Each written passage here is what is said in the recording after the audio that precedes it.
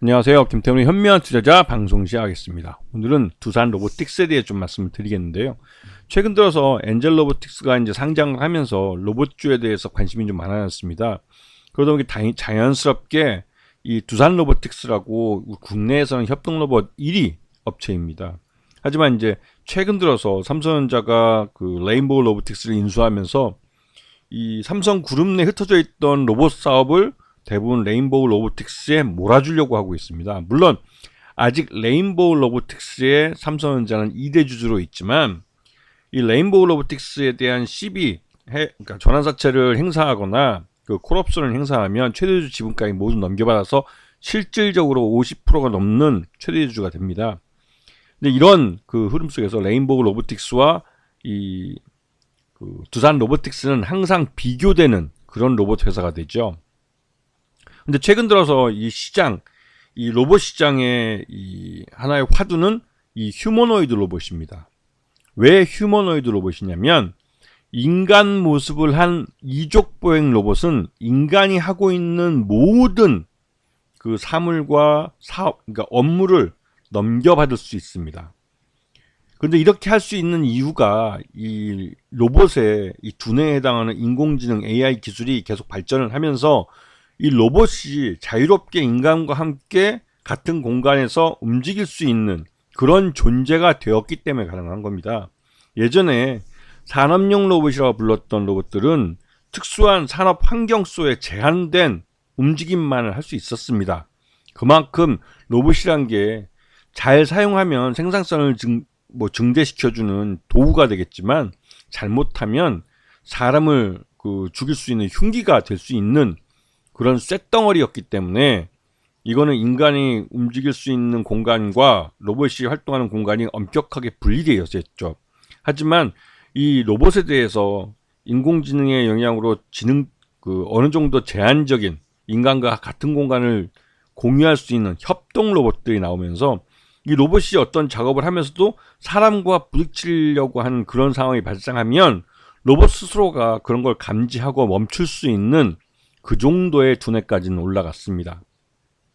근데 이제는 이 인공지능 AI 기술이 더 발전을 하면서 인간과 이 로봇이 같은 공간을 점유하는 게 아니라 아예 인간이 없이 독자적으로 인간이 할 수 있는 모든 일을 로봇이 할 수 있게 되는 것이죠.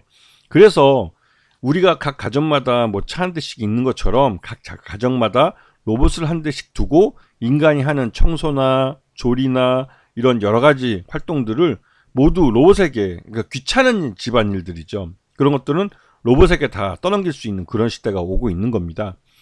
근데 이거를 이제 두산 로보틱스라는 협동 로봇으로 대표되는 로봇을 얘기하면서 말씀을 드리는 이유는 이 로봇 시장의 큰 변화가 한꺼번에 발생하고 있고 그 각 협동 로봇이나 휴머노이드 로봇이나 이런 것들의 변화되는 속도가 너무나 빠르게 이루어지고 있기 때문에 두산 로보틱스도 협동 로봇 1이라는 시장을 지키기 위해서만 머물지 않고 휴머노이드 로봇으로 넘어갈 수밖에 없는 겁니다.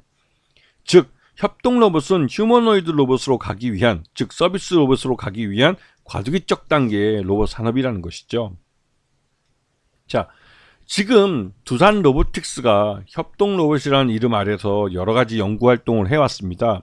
그 F&B라고 하죠. 푸드 앤 베버리지 해가지고 어떤 이 식품 존에서 이제 벌어지는 여러 가지 뭐 닭을 튀긴다든가 아니면 감자를 튀긴가 여러 가지 뭐 햄버거를 만든다든가 이런 모든 그 활동들을 이 협동 로봇이 대신할 수 있도록 지금 연구 개발이 이루어졌습니다. 그래서 이제는 그 커피를 타는 이제 그 로봇뿐만 아니라 이런 닭을 튀기는 로봇도 개발이 돼서 실제로 이런 그 커피숍이나 그러니까 카페나 이 닭튀김집, 그 치킨집에서 실제로 이런 로봇을 이용해서 생산을 하고 있죠. 그만큼 이 협동 로봇은 이 단순히 이제 산업용 로봇으로서의 범위를 넘어서 우리들 생활 속 깊숙이 들어오기 시작했습니다. 그리고 여기서 이제 의료용 수술 로봇에서도 이 두산 로봇의 협동 로봇이 사용되고 있습니다. 이거는 진짜 이 협동 로봇이 다양한 사업 분야로 퍼져가고 있는 것을 보여주고 있는 것이죠. 그래서 두산 로봇의 사업 영역이 협동 로봇 그 범위 내에서 다양한 범위로 이제 그 사업 분야로 세분화되면서 커져가고 있는 겁니다.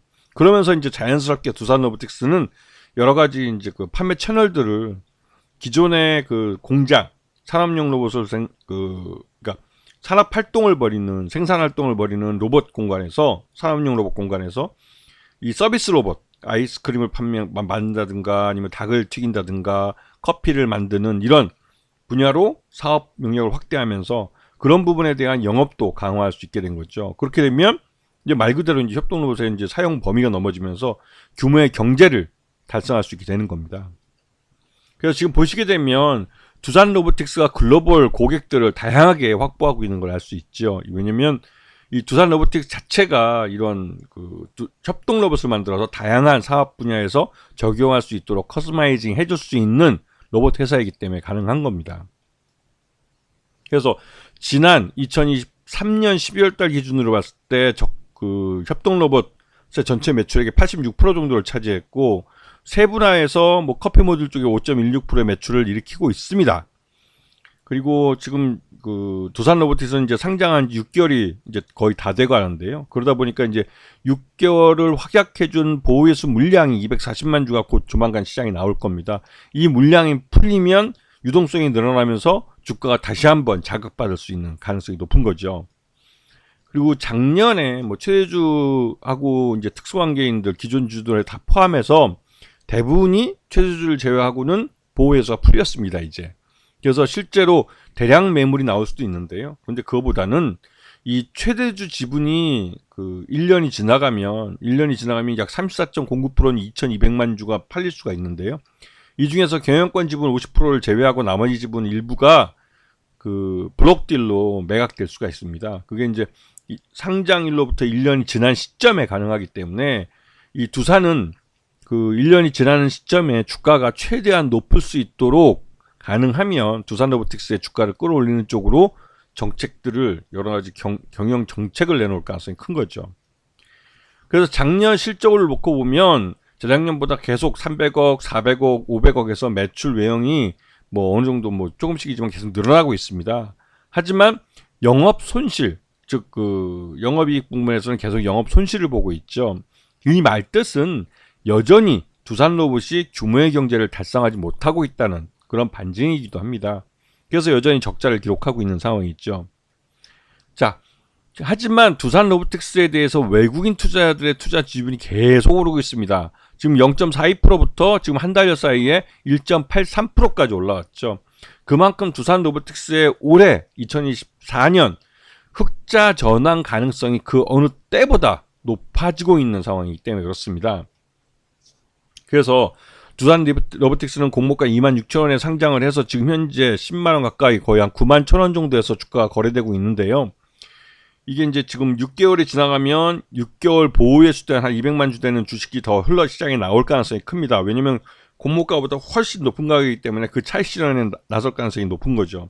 그리고 이 물량이 시장에 쏟아지면 유동성이 그만큼 많이 늘어나기 때문에 두산 로보틱스의 주가는 더 자극받을 가능성이 큽니다. 그래서 그에 따른 추가적인 주가 상승이 나타날 수도 있고 또 두산 그 로보틱스의 최대주주인 두산도 이 1년 동안 보호예수가 된 이후에야 팔 수가 있기 때문에 그때까지는 최대한 주가를 끌어올리기 위한 여러 가지 그 경영 정책들을 내놓을 겁니다. 그래서 이 자신이 50% 플러스 한 주 이상, 즉 경영권 지분을 제외한 나머지 지분에 대해서 블록딜로 일부 매각을 해서 최소한 1조 원 이상의 투자금을 시장으로부터 조달할 가능성이 큰 거죠. 그렇게 해야만 두산 로보틱스 또 다른 로봇 회사들과 경쟁할 수 있는 투자 자본을 마련할 수 있는 겁니다. 아시겠죠? 자, 오늘 방송 여기서 마치겠습니다. 감사합니다.